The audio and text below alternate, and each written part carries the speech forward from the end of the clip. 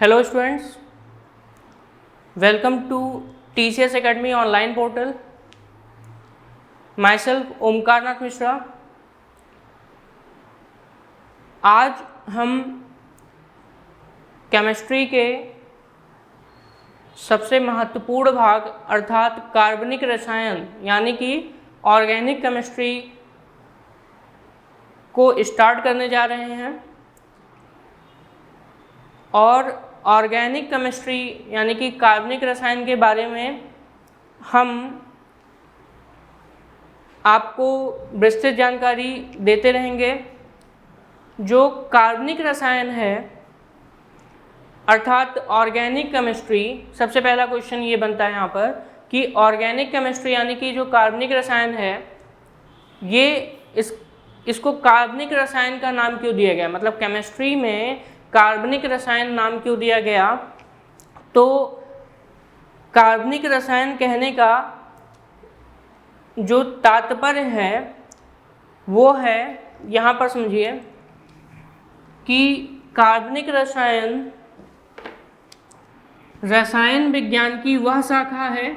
एक तरीके से अगर हम देखें तो ऑर्गेनिक केमिस्ट्री जो केमिस्ट्री है उसी का ही एक ब्रांच है. अर्थात कार्बनिक रसायन विज्ञान की वह शाखा है जिसके अंतर्गत हम कार्बन से बने हुए कंपाउंड्स अर्थात यौगिकों का अध्ययन करते हैं और साथ ही साथ उनके स्ट्रक्चर, उनके फंक्शंस यानी कि उनके रिएक्शंस यानी कि उनकी अभिक्रियाएं किनसे होती हैं उनके बारे में हम अध्ययन करते हैं. तो ऑर्गेनिक केमिस्ट्री एक ऐसी केमिस्ट्री है यानी कि एक ऐसा रसायन है यानी कि रसायन विज्ञान का ही एक भाग है जिसके अंतर्गत हम कार्बन से बने हुए कंपाउंड्स के बारे में अध्ययन करते हैं. जैसे अगर हम बात करें तो कार्बन से बने हुए कौन कौन से ऐसे कंपाउंड्स हैं, तो उनमें है हाइड्रोकार्बन सबसे पहला हमने बता दिया आपको. यहाँ पर सबसे पहला है हाइड्रोकार्बन. कार्बन और हाइड्रोजन का कंपाउंड हाइड्रोकार्बन कहलाता है जिसमें आपका एल्कीन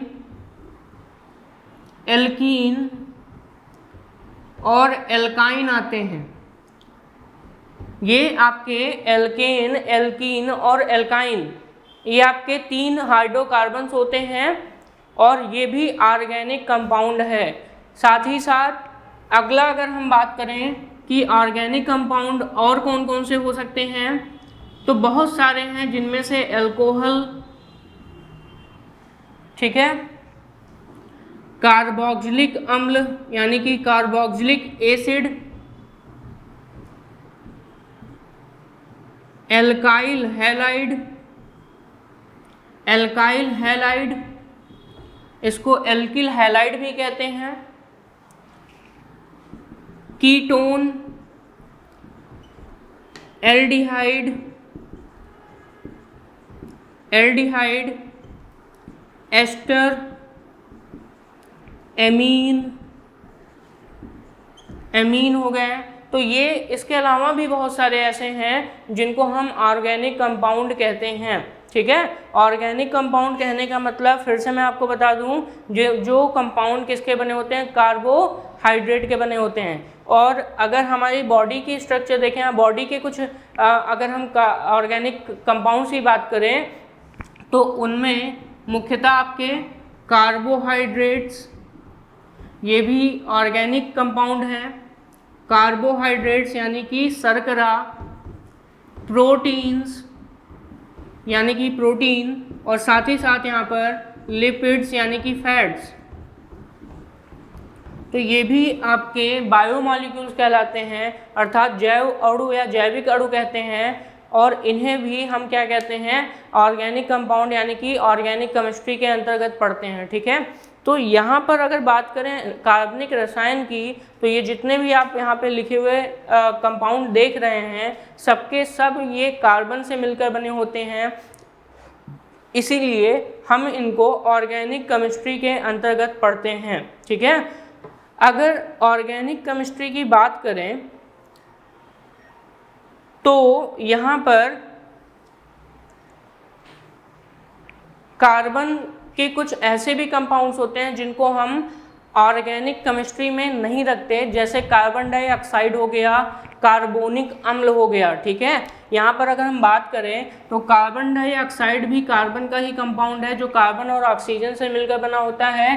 कार्बोनिक एसिड अर्थात H2CO3 ये भी आपका क्या है, कार्बन का ही कंपाउंड है, परंतु हम इनको ऑर्गेनिक केमिस्ट्री के अंतर्गत नहीं पढ़ते। रीजन क्या है, क्योंकि ये इनऑर्गेनिक कंपाउंड्स माने जाते हैं। इनऑर्गेनिक कंपाउंड्स कहने का मतलब इनको हम लोग इनऑर्गेनिक यानी कि अकार्बनिक यौगिक के नाम से जानते हैं।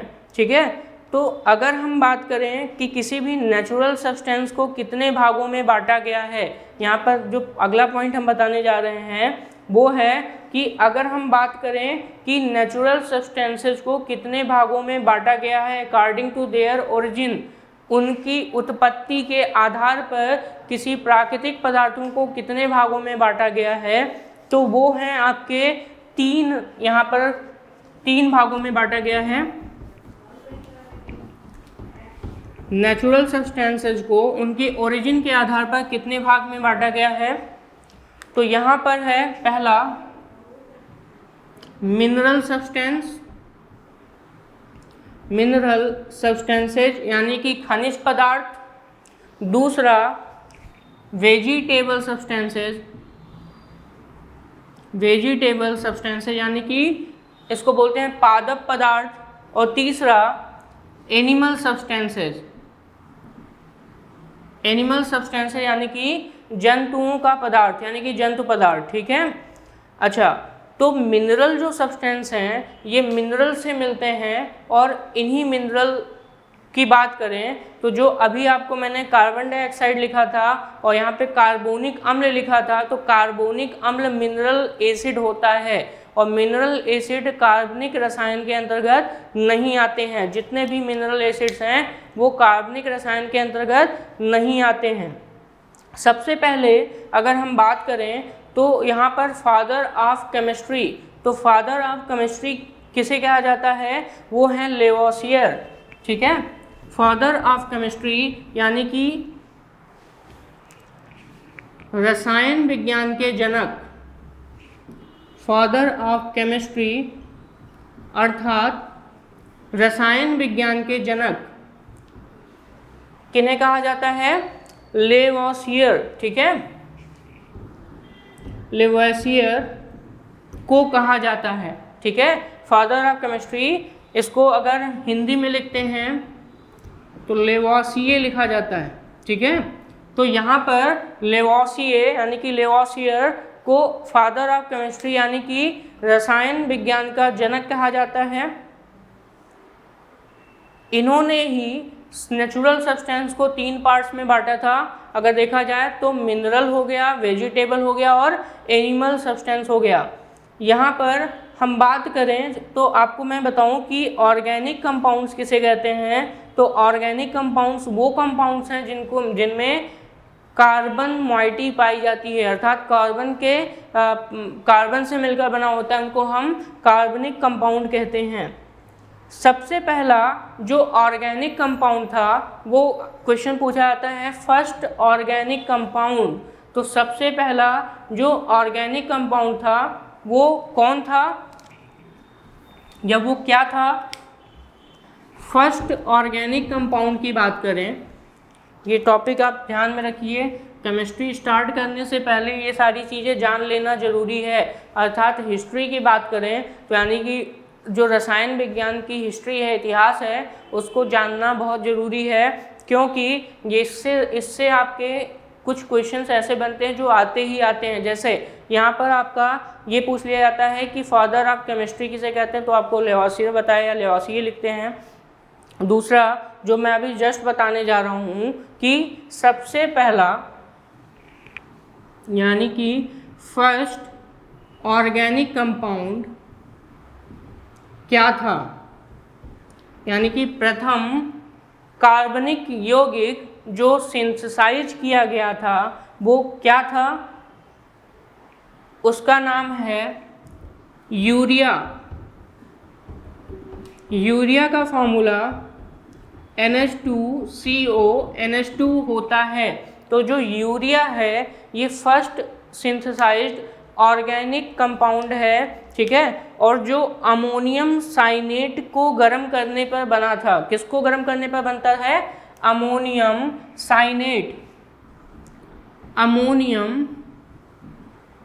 साइनेट को गर्म करने पर यानी कि हीट करने पर क्या बनता है? यूरिया।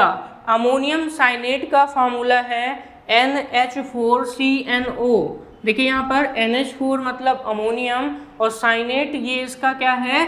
ग्रुप है CNO। और इसी से जो हीट करने पर जो कंपाउंड बना उसको यूरिया कहते हैं और ये है NH2CONH2, ठीक है। तो अमोनियम साइनेट को हीट करने पर सर्वप्रथम यूरिया का निर्माण किया गया और ये जो यूरिया का सिंथेसाइज किया गया था ये वोलर नामक वैज्ञानिक द्वारा किया गया।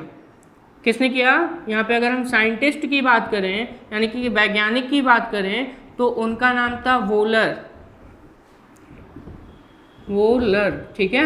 इनका नाम क्या था? वोलर नाम था, जिन्होंने फर्स्ट ऑर्गेनिक कंपाउंड की सिंथेसिस की थी, अर्थात इसकी उत्पत्ति की थी।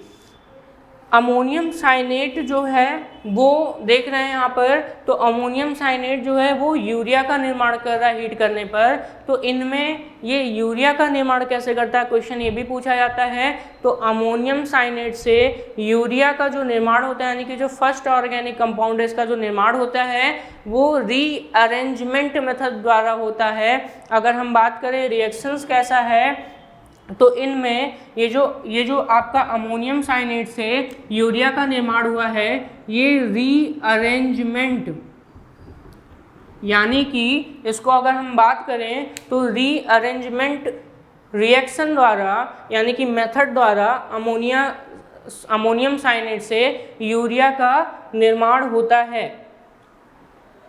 अगर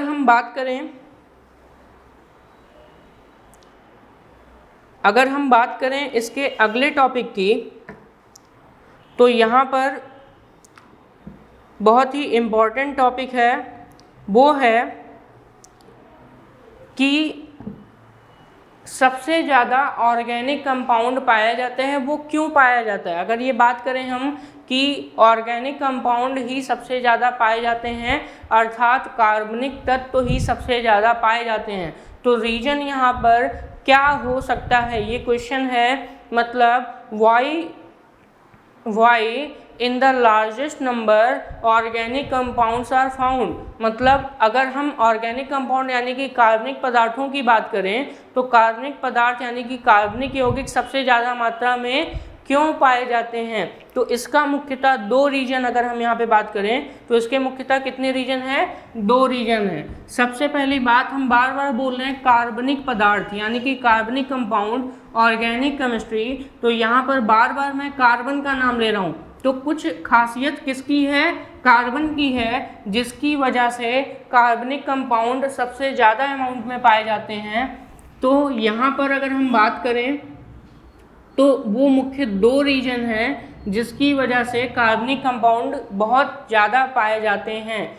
रीजन नंबर 1 यानी कि इसका कारण नंबर सबसे पहला वो ये है कि कार्बन चतुर्संयोजकता वाला होता है, अर्थात कार्बन की जो वैलेंसी होती है वो कितनी होती है? 4 होती है। तो यहाँ पर आपको दिख सकते हैं हम टेट्रा वैलेंसी ऑफ कार्बन,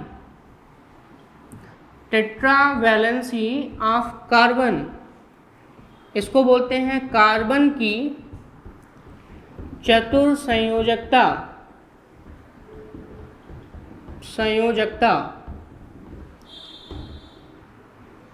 ठीक है। इसको हम बोलते हैं कार्बन की चतुर्संयोजकता यानी कि टेट्रा वैलेंसी ऑफ कार्बन। ध्यान दीजिए यहाँ पर केमिस्ट्री में कई जगह mono, by, try, tetra, penta, hexa, hepta ये सब आते हैं। यहाँ पर थोड़ा सा हम आपको बता दें, मोनो वर्ड कहीं पे आता है तो मोनो का मतलब एक होता है, बाई या डाई वर्ड कहीं पे आता है तो इसका मतलब दो होता है, ट्राई वर्ड कहीं पे आता है तो उसका मतलब 3 होता है, टेट्रा वर्ड कहीं पे आए तो इसका मतलब 4 होता है, कहीं पे पेंटा वर्ड आ जाए, पेंटा, तो इसको हम बोलते हैं इसमें 5 इसको कहते हैं, कहीं पर हेक्सा वर्ड आ जाए तो इसको 6 बोलते हैं, हेप्टा कहीं पे लिखा हो या सेप्टा कहीं पे लिखा हो या सेप्ट कहीं पे लिखा हो तो ये 7 नंबर कहलाता है, इसको 7 बोलते हैं। कहीं पर ऑक्ट लिखा हो तो इसको 8 से डिनोट करते हैं, कहीं पर नॉन लिखा हो तो ये 9 होता है, और कहीं पर अगर डेक लिखा हो DEC तो ये आपका कैसा होता है, 10 होता है। तो यहाँ पर कुछ चीज़ें आपको नंबरिंग की ध्यान में रखनी पड़ेंगी। जैसे कहीं पे बोला जाए ट्राईवैलेंट है तो ट्राईवैलेंट मतलब जिसकी 3 संयोजकता होती है, यानी कि वैलेंसी कितनी होती है, 3 होती है। यहीं पर अगर हम बात करें कार्बन की तो कार्बन के लिए मैंने लिखा है टेट्रावैलेंसी, अर्थात इनकी संयोजकता यानी कि वैलेंसी कितनी होती है, 4 होती है। थोड़ा सा यहाँ पे बात कर लेते हैं वैलेंसी किसे कहते हैं, ठीक है। तो किसी भी एलिमेंट का यानी कि किसी भी अगर हम बात करें तत्व की जो संयोजकता होती है वो उसके द्वारा जितने बॉन्ड बनाए जाते हैं वही उसकी कहलाती है क्या, संयोजकता यानी कि वैलेंसी। तो कार्बन अपने चारों तरफ कितने बॉन्ड बना सकता है, मैक्सिमम 4 बॉन्ड बना सकता है, इसलिए यहाँ पर जो इसकी वैलेंसी है वो कितनी है, 4 है, इसीलिए हम इसको क्या बोलते हैं, टेट्रावैलेंट भी बोलते हैं। यानी कि जो कार्बन है वो चतुर संयोजक वाला होता है। तो यहाँ पर सबसे पहला पॉइंट हमने बताया आपको कि जो कार्बन है वो कार्बन के यौगिक सबसे ज़्यादा क्यों बनते हैं, तो सबसे मेन पॉइंट है टेट्रावैलेंसी ऑफ कार्बन, यानी कि कार्बन की संयोजकता 4 होती है और ये अपने चारों तरफ अलग अलग प्रकार के फॉर्म्स बना सकता है। जैसे मान लीजिए मेथेन की बात करें तो मेथेन एल्केन होता है, यहाँ पर CH4 देखिए 4 हाइड्रोजन से जुड़ा हुआ है, इसकी जो वैलेंसी है वो 4 हाइड्रोजन से सेटिस्फाइड है। साथ ही साथ जो आपका मेथेन है ये एल्केन में आता है, मेथेन किसका पार्ट है, एल्केन का पार्ट है। यहीं पर अगर हम बात करें तो CH2 डबल बॉन्ड CH2 ये आपका एल्कीन कहलाता है, क्या है, एल्कीन। और एल्कीन में ये कौन सा है, इसको हम पढ़ते हैं एथाइलीन, ठीक है, इसको हम क्या पढ़ते हैं, एथाइलीन। तो यहाँ पर एथाइलीन जो है वो एल्कीन है। साथ ही साथ अगर हम बात करें तो एल्काइन भी होता है, एल्काइन में कार्बन कार्बन ट्रिपल बॉन्ड पाया जाता है, एल्कीन में एक कार्बन कार्बन डबल बॉन्ड पाया जाता है, और एल्केन में हर जगह कार्बन कार्बन सिंगल बॉन्ड होता है, ठीक है। तो यहाँ पर एल्काइन की बात करें तो सबसे पहला जो एल्काइन है वो है एसिटिलीन, एसिटिलीन या इसको बोलते हैं एथाइन, एथाइन बोलते हैं या एसिटिलीन बोलते हैं। तो यहाँ पर आप देख रहे हैं कि जो कार्बन की चतुर संयोजकता है वो कैसे प्रदर्शित की जा सकती है, और यहाँ पर डिफरेंट कंपाउंड्स बन सकते हैं, इसलिए जो कार्बन की टेट्रावैलेंसी है वो बहुत ही ज़्यादा इम्पॉर्टेंट है, ठीक है। दूसरा अगर हम बात करें तो यहाँ पर कार्बन की जो दूसरी एक तरीके से रीजन है बहुत ज़्यादा संख्या में कार्बनिक कंपाउंड बनाने का, तो वो है यहाँ पर catenation power, catenation power of carbon. इसका मतलब होता है कैटनेशन पावर ऑफ कार्बन यानी कि कार्बन की चेन बनाने की क्षमता, इसको हम बोल सकते हैं कैपेसिटी ऑफ मेकिंग चेन, यानी कि कार्बन की श्रृंखला बनाने की क्षमता ये बहुत ज़्यादा होती है। अर्थात बात करें तो कार्बन अगले कार्बन द्वारा, फिर अगला कार्बन अगले कार्बन द्वारा बॉन्ड से जुड़ता चला जा सकता है, यानी कि देखिए यहाँ पे कार्बन कार्बन कार्बन ये आपस में जुड़ते चले जाते हैं, इसलिए इनमें एक तरीके से अगर देखा जाए तो श्रृंखला बनाने की क्षमता होती है। अगर कार्बन की वैलेंसी फ्री है तो वो अगले कार्बन से जुड़ सकता है, इसी वजह से इसको हम बोलते हैं कैटनेशन पावर, अर्थात श्रृंखला बनाने की क्षमता। तो श्रृंखला बनाने की क्षमता कार्बन में सबसे ज़्यादा होती है, इसीलिए कार्बनिक कंपाउंड्स यानी कि कार्बनिक यौगिक अधिक मात्रा में पाए जाते हैं। यहाँ पर टेट्रा वैलेंसी ऑफ कार्बन सबसे पहला पॉइंट है, यानी कि कार्बन की वैलेंसी 4 होती है। और दूसरी बात यहाँ पर है कैटनेशन पावर ऑफ कार्बन, यानी कि कार्बन श्रृंखला बनाने में माहिर है, यानी कि श्रृंखला बहुत अच्छे से बना लेता है, इसलिए इसको हम बोल सकते हैं कि कैटनेशन पावर अच्छा है। और कैटनेशन पावर जिस भी एलिमेंट का अच्छा होता है उसके कंपाउंड श्योरली एकदम बहुत ज़्यादा अमाउंट में पाए जाते हैं, यानी कि कार्बनिक कंपाउंड जहाँ पे बात करें तो कार्बनिक यौगिक जो हैं इनमें कैटनेशन पावर की वजह से ही ये आसानी से क्या कर सकते हैं, कंपाउंड बना लेते हैं। तो यहाँ पर अब हम थोड़ी बात कर लेते हैं टेट्रा वैलेंसी ऑफ कार्बन कैसे दिखाई जाती है। तो टेट्रा वैलेंसी ऑफ कार्बन की बात करें तो सबसे पहली बात तो हमें ये पता होना चाहिए कि कार्बन का एटॉमिक नंबर कितना होता है, यानी कि परमाणु क्रमांक कितना होता है, साथ ही साथ कार्बन का मास नंबर यानी कि द्रव्यमान संख्या कितनी लेते हैं हम लोग, ठीक है। तो कार्बन का अगर हम बात करें परमाणु क्रमांक की बात करें यानी कि एटॉमिक नंबर, तो किसी भी एलिमेंट का एटॉमिक नंबर लिखने के लिए वहाँ पर हम करते क्या हैं, ध्यान से देखिए कि उस एलिमेंट का पहले हम सिंबल लिखते हैं। तो यहाँ पर उस एलिमेंट यानी कि कार्बन का अगर हम सिंबल देखें तो कार्बन का सिंबल क्या होता है, C होता है, और इसका जो एटॉमिक नंबर है उसके नीचे लेफ्ट साइड में लिखा जाता है। तो इसका एटॉमिक नंबर यानी कि परमाणु क्रमांक कितना है, 6 है। और उसका जो मास नंबर है यानी कि अगर हम बात करें इसके द्रव्यमान संख्या की यानी कि एटॉमिक वेट की अर्थात परमाणु भार की, तो इनका जो मास नंबर है इसको हम राइट साइड में ऊपर की तरफ लिखते हैं। यहाँ पर कार्बन का जो एटॉमिक मास यानी कि जो मास नंबर है वो कितना होता है, 12 होता है, ठीक है। तो इस हिसाब से कार्बन का जो सिंबल हो गया ये हो गया 6C12, यानी कि यहाँ पर 6 इसका क्या है, परमाणु क्रमांक है, 6 इसका क्या है, परमाणु क्रमांक है, और 12 इसका क्या है, द्रव्यमान संख्या अर्थात मास नंबर। इसको हम क्या बोलते हैं, मास नंबर, और इसको हम क्या बोलते हैं, एटॉमिक नंबर।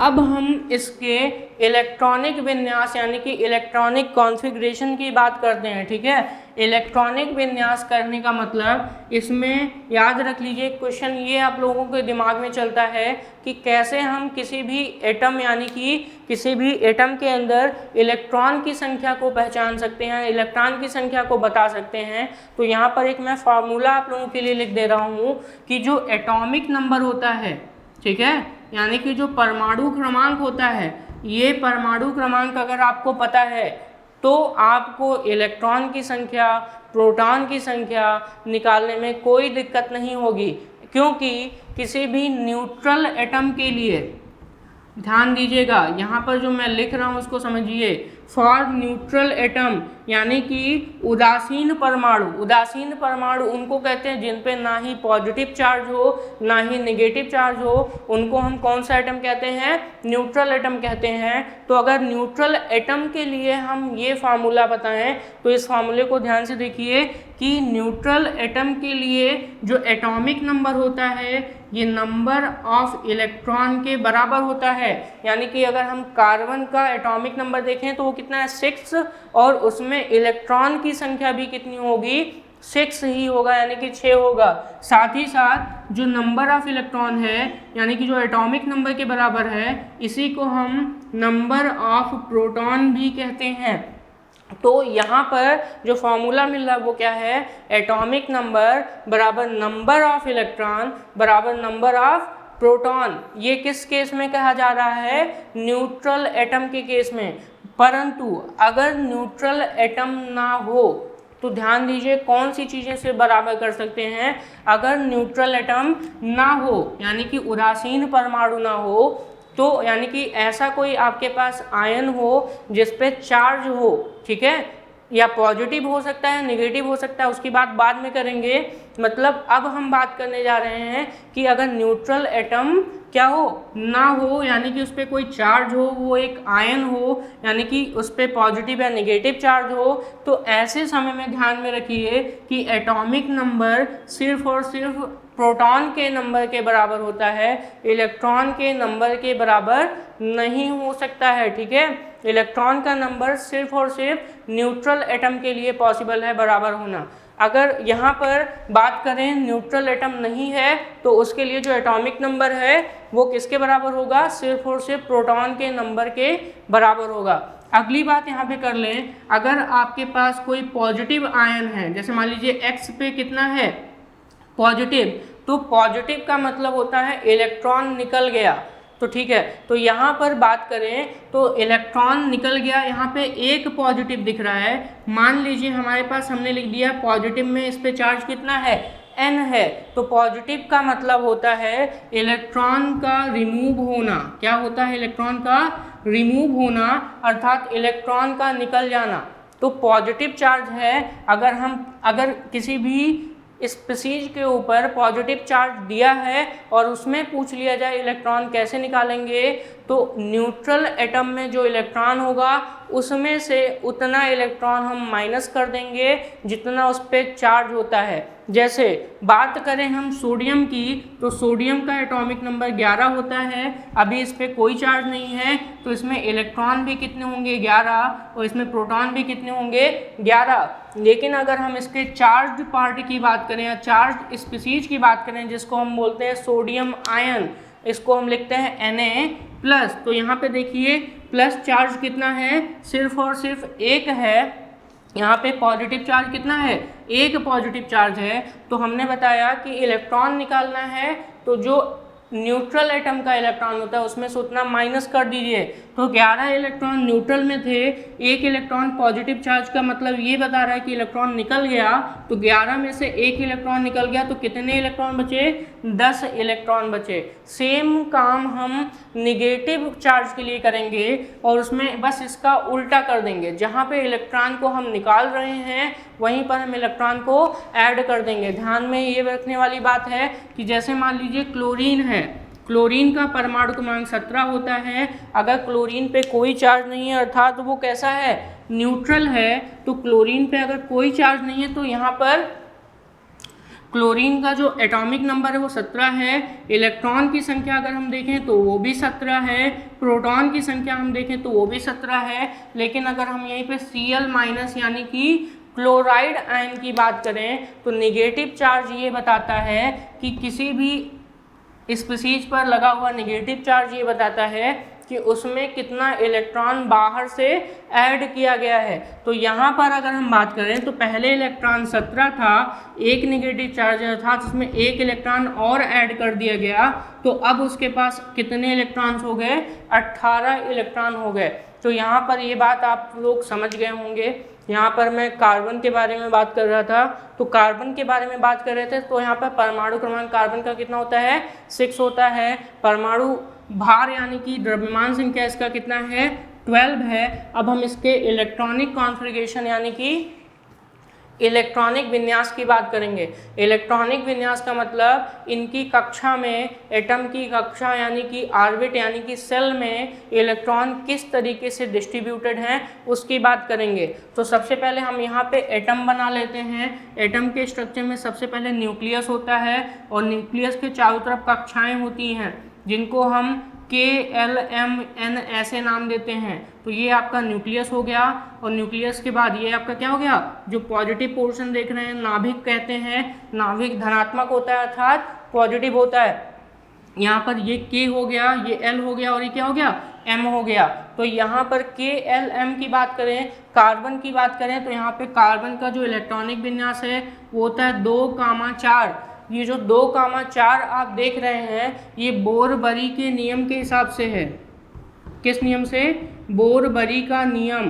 बोर-बरी का नियम इलेक्ट्रॉनिक विन्यास का है, जिसको बोहर-बरी कहते हैं। यहाँ पर बोहर-बरी का जो रूल है उसके बेसिस पर जो पहला सेल है अर्थात K, ये K में है और ये L में है, तो K में कितने इलेक्ट्रॉन हो गए, 2 इलेक्ट्रॉन हो गए, यहाँ पे मैं बना दे रहा हूँ ये 2 इलेक्ट्रॉन, और L में कितने इलेक्ट्रॉन हो गए, 4 इलेक्ट्रॉन, 2 3 और ये 4 इलेक्ट्रॉन हो गए, ठीक है। तो K में आपके 2 इलेक्ट्रॉन, L में आपके 4 इलेक्ट्रॉन, और ये जो आप देख रहे हो ये बोर-बरी के नियम के हिसाब से इलेक्ट्रॉनिक विन्यास है। यहीं पर अगर हम आप बाउ के नियम के हिसाब से अगर हम इलेक्ट्रॉनिक विन्यास करें तो इसका होता है 1s2 2s2 2p2, ठीक है। ये आपका किसके हिसाब से है, आप बाउ का नियम, आप बाउ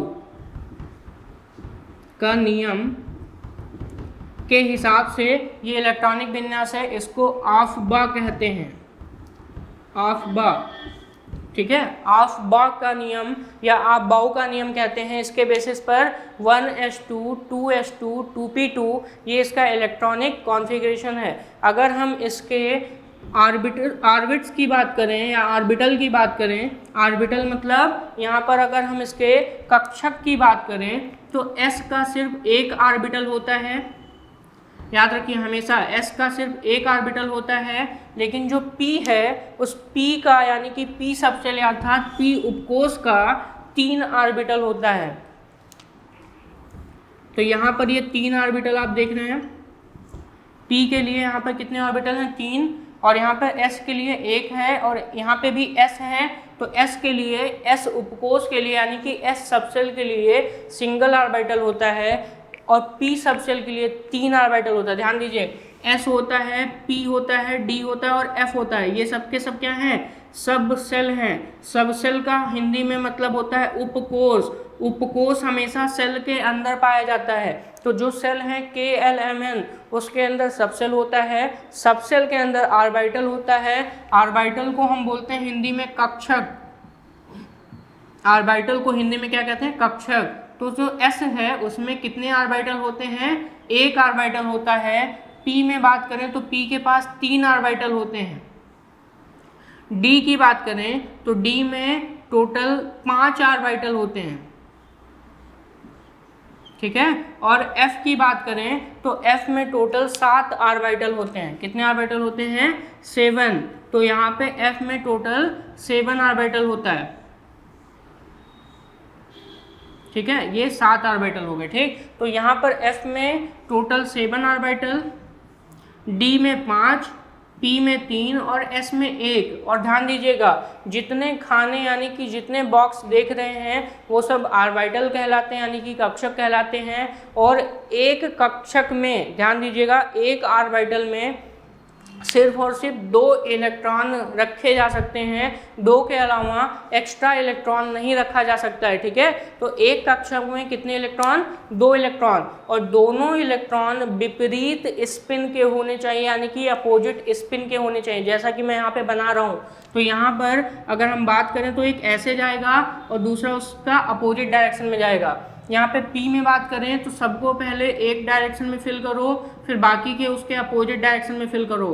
d में बात करें तो सबको पहले एक डायरेक्शन में और फिर उसके बाद उसके अपोजिट डायरेक्शन में फिल करना चाहिए, ठीक है। और f की बात करें तो यहाँ भी सबको पहले एक डायरेक्शन में फिल करो और बाकी के जो इलेक्ट्रॉन हैं यानी कि उनको अपोजिट डायरेक्शन में फिल करो। तो आप देख रहे हैं हर एक ऑर्बिटल में सिर्फ 2 इलेक्ट्रॉन आता है। तो यहाँ पर अगर हम बात करें कार्बन का जो इलेक्ट्रॉनिक विन्यास है आप बाउ के नियम से, तो यहाँ पे भी देखिए ध्यान से 1s2 2s2 2p2। तो s के लिए मैंने एक ऑर्बिटल बनाया, जैसे कि मैंने आपको बताया s के लिए मैंने एक ऑर्बिटल बनाया, और यहाँ पर p के लिए मैंने कितने ऑर्बिटल बनाए, 3 ऑर्बिटल। अब देखिए यहाँ पर ये जो संख्या होती है ये इलेक्ट्रॉन की संख्या होती है।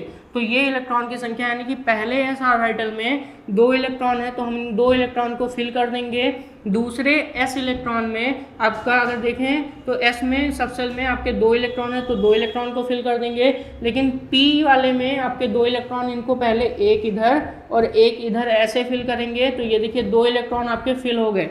तो ये जो आप देख रहे हैं ये कार्बन का ग्राउंड स्टेट का इलेक्ट्रॉनिक कॉन्फ़िगरेशन है।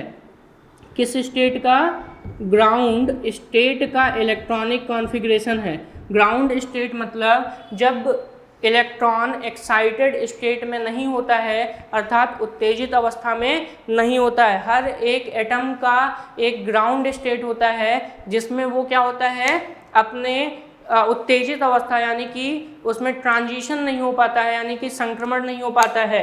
तो यहाँ पर ग्राउंड स्टेट कॉन्फ़िगरेशन आपका दिखाया गया है किसका, कार्बन का, जिसमें आप देख रहे हैं 1s2 2s2 2p2। अब हम बात करेंगे इसके एक्साइटेड स्टेट कॉन्फ़िगरेशन का। एक्साइटेड स्टेट कॉन्फ़िगरेशन यानी कि इसके उत्तेजित अवस्था इलेक्ट्रॉनिक विन्यास का वो है, पहली बात तो यहाँ पर हो जाएगा एक ऑर्बिटल बनेगा ही बनेगा, इसमें भी एक ऑर्बिटल बनेगा, लेकिन p में कितने ऑर्बिटल, 3 ऑर्बिटल। जैसा कि मैंने आपको बताया कि p में हमेशा कितने ऑर्बिटल बनाने होते हैं, 3 ऑर्बिटल। और जब एक्साइटेड स्टेट की बात करेंगे तो जो 2s2 का एक इलेक्ट्रॉन है वो एक्साइटेड होकर 2p के ऑर्बिटल में पहुंच जाएगा। एक्साइटमेंट का मतलब होता है यहाँ पर, एक्साइटेड का मतलब यहाँ पे ये है इलेक्ट्रॉन का ट्रांजिशन, यानी कि इलेक्ट्रॉन का ऑर्बिटल छोड़कर दूसरे ऑर्बिटल में चला जाना, उसको हम क्या बोलते हैं, एक्साइटेड स्टेट। तो यहाँ पर एक्साइटेड स्टेट जो है कार्बन का वो ये होगा 1s2, यहाँ से एक इलेक्ट्रॉन चला गया तो ये हो गया 2s1 और यहाँ पे एक इलेक्ट्रॉन ऐड हो गया तो इसको हम बोलते हैं 2p3। तो इसको लिखने का तरीका, ये 2 हो गए, यहाँ पे सिर्फ एक इलेक्ट्रॉन और यहाँ पे 3 इलेक्ट्रॉन, तो ये 3 इलेक्ट्रॉन। अब यहाँ पे देखिए ऑर्बिटल में कौन कौन से खाली हैं, तो देखिए यहाँ पर इस ऑर्बिटल में एक इलेक्ट्रॉन नहीं है तो ये खाली हो गया। इस p वाले में सब में सिंगल इलेक्ट्रॉन है और मैंने बताया था एक ऑर्बिटल में 2 भरे जा सकते हैं, ठीक है। तो यहाँ पर एक इसमें खाली है, एक इसमें खाली है और एक इसमें खाली है, तो टोटल खाली कितने हैं, यानी कि टोटल इलेक्ट्रॉन कितने और आ सकते हैं, वो है 4 इलेक्ट्रॉन। इसीलिए इनको देखकर हम बताते हैं कि जो कार्बन की वैलेंसी है वो कितनी है, 4 है। यानी कि कार्बन कैसा होता है, टेट्रावैलेंट होता है, यानी कि चतुर्संयोजकता वाला होता है, ठीक है। तो इसी वजह से कार्बन अपने आसपास कितने बॉन्ड बना सकता है, 4 बॉन्ड, यानी कि 4 बॉन्ड बना सकता है, ठीक है। तो 4 बॉन्ड बनाने की टेंडेंसी को हम बोलते हैं टेट्रावैलेंसी। यानी कि यहाँ पर अगर हम बात करें मेथेन का, मेथेन को हम लोग क्या लिखते हैं, CH4, ये एक तरीके का हाइड्रोकार्बन है। तो मेथेन का अगर हम स्ट्रक्चर बनाएं तो इसके सेंटर में जो इसका सेंट्रल एटम है वो है कार्बन। अभी मैंने बताया कार्बन के 4 वैलेंसी खाली होती है, यानी कि ये 4 बॉन्ड बना सकता है। यहाँ पर हाइड्रोजन को देखें तो हाइड्रोजन इनके चारों बॉन्ड से जुड़ जाएगा। तो ये जो स्ट्रक्चर आपको दिख रहा है CH4, ये किसका होता है, मेथेन का होता है। और मेथेन एक हाइड्रोकार्बन है जिसको हम बोलते हैं एल्केन। तो यहाँ पर ये जो 4 हाइड्रोजन जुड़े हैं वो जुड़ते कहाँ पे आकर, अगर हम यहाँ पे CH4 का इलेक्ट्रॉनिक कॉन्फ़िगरेशन देखें तो जो आपके खाली स्पेस देख रहे हैं जहाँ पर इलेक्ट्रॉन नहीं है, वहीं पर ये हाइड्रोजन के जो इलेक्ट्रॉन है वो जाकर जुड़ जाते हैं। तो ये देखिए ये हाइड्रोजन और ये हाइड्रोजन, तो यहाँ पर जितने भी आप रेड कलर से देख रहे हैं ये सब के सब इलेक्ट्रॉन किसके हैं, हाइड्रोजन के इलेक्ट्रॉन हैं। और ये हाइड्रोजन के इलेक्ट्रॉन वहाँ पे जाकर ऐड हो गए और उससे इन्होंने क्या बना लिया, बॉन्ड बना लिया। तो देखिए कितने हाइड्रोजन जुड़े, 4 हाइड्रोजन जुड़े हैं और इसलिए बॉन्ड कितना बना, 4 बना। अर्थात वैलेंसी कितनी हुई कार्बन की, 4 वैलेंसी हुई, ठीक है। तो टेट्रा वैलेंसी आपको मैंने यहाँ पे समझा दिया। कैटनेशन पावर भी मैंने आपको बता दिया कि कार्बन बॉन्ड बनाता हुआ चलता है और कार्बन जितना ज़्यादा बॉन्ड बनाएगा उसकी कंपाउंड बनाने की क्षमता उतनी ही ज़्यादा होगी। तो यहाँ पर मैंने आपको ऑर्गेनिक केमिस्ट्री किसे कहते हैं, ऑर्गेनिक केमिस्ट्री का एक तरीके से मैंने थोड़ा सा हिस्ट्री दिया कि सबसे पहले ऑर्गेनिक केमिस्ट्री यानी कि फादर ऑफ ऑर्गेनिक केमिस्ट्री या केमिस्ट्री किसे कहते हैं, तो वो हो गए लेवोसियर। और साथ ही साथ फर्स्ट ऑर्गेनिक कंपाउंड किसने बनाया, तो वो थे वोलर। और वो फर्स्ट ऑर्गेनिक कंपाउंड किससे बना था, अमोनियम साइनेट से, जिसको हम बोलते हैं यूरिया। और यूरिया को खेतों में भी खाद के रूप में यूज किया जाता है, अर्थात फर्टिलाइजर के रूप में यूज किया जाता है। साथ ही साथ यहाँ पर फिर मैंने आपको बताया कि ऑर्गेनिक कंपाउंड क्यों सबसे ज़्यादा मात्रा में पाए जाते हैं, यानी कि large number of organic compound होने का रीजन क्या है, यानी कि कारण क्या है। तो उसमें दो कारण निकल के आए। सबसे पहले कार्बन का टेट्रावैलेंसी निकल के आया और दूसरा है catenation power of carbon. Catenation power of carbon मतलब श्रृंखला बनाने की क्षमता, और ये होता है कार्बन में सबसे ज़्यादा, इसलिए कार्बनिक कंपाउंड यानी कि ऑर्गेनिक कंपाउंड अर्थात कार्बनिक यौगिक बहुत अधिक मात्रा में बनते हैं या पाए जाते हैं। दूसरी चीज़ कार्बन की टेट्रावैलेंसी जो मैंने आपको यहाँ पे बताई। कार्बन की टेट्रावैलेंसी में मैंने आपको बताया कि कार्बन का परमाणु क्रमांक 6 है, एटॉमिक नंबर उसका अगर देखें 6 है, और साथ ही साथ उसका जो द्रव्यमान संख्या वो 12 है। अगर हम बोर-बरी के नियम के हिसाब से देखें तो इसका जो इलेक्ट्रॉनिक कॉन्फ़िगरेशन है वो 2 और 4 है। वहीं पर अगर आप बाउ के हिसाब से देखें तो ग्राउंड स्टेट में इसका इलेक्ट्रॉनिक कॉन्फ़िगरेशन 1s2, 2s2 और 2p2 है। साथ ही साथ अगर हम एक्साइटेड स्टेट में देखें तो एक्साइटेड स्टेट का मतलब होता है इलेक्ट्रॉन का ट्रांजिशन, इलेक्ट्रॉन का मूव करना। तो यहाँ पर देखिए इलेक्ट्रॉन ये 2s2 से यानी कि 2s से मूव करके 2p में पहुंच गया। तो एक्साइटेड स्टेट यानी कि उत्तेजित अवस्था का जो इलेक्ट्रॉनिक कॉन्फ़िगरेशन आया वो आया 1s2, 2s1 एंड 2p3 आया। और यहाँ पर देखिए मैंने यहाँ पे मेथेन का बॉन्डिंग दिखा दिया है। मेथेन में कार्बन से 4 हाइड्रोजन जुड़े हुए होते हैं। तो यहाँ पर देखिए 4 वैलेंसी खाली थी जिनको हमने रेड इलेक्ट्रॉन द्वारा दिखाया है। ये जो रेड इलेक्ट्रॉन देख रहे हैं हाइड्रोजन के इलेक्ट्रॉन हैं और इन्होंने इनके साथ मिल करके इनसे बॉन्ड बना लिया। कितने बॉन्ड बनाए? 4, इसलिए टेट्रा वैलेंसी शो करते हैं। ठीक है, तो आज के इस वीडियो लेक्चर में ऑर्गेनिक केमिस्ट्री में बस इतना ही। आगे हम आपको ऑर्गेनिक कंपाउंड्स का क्लासिफिकेशन के बारे में बताएंगे, साथ ही साथ हाइब्रिडाइजेशन यानी कि sp, sp2, sp3 ये सब हाइब्रिडाइजेशन कैसे बनते हैं, अर्थात हाइब्रिडाइजेशन यानी कि संकरण की बात करेंगे कि कार्बन कंपाउंड्स में हाइब्रिडाइजेशन कैसे होता है, संकरण कैसे होता है। ठीक है, आपको जो क्वेश्चन आपको यहाँ पे डाउट क्लियर करनी हो आप हमको इस वीडियो के कमेंट बॉक्स में आप हमसे पूछ सकते हैं, हम उसका रिप्लाई देंगे। ठीक है, धन्यवाद।